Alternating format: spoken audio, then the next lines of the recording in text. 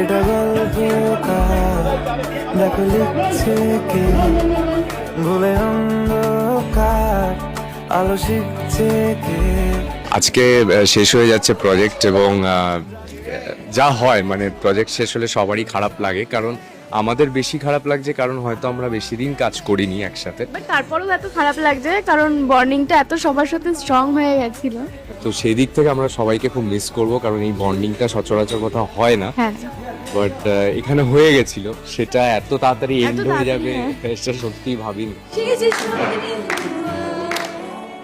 তাকে বানায় সোনা অনুরাগের ছোঁয়া অনুরাগের ছোঁয়ার floor set each and everything আমাদের স্মৃতির মধ্যেই রাখবো।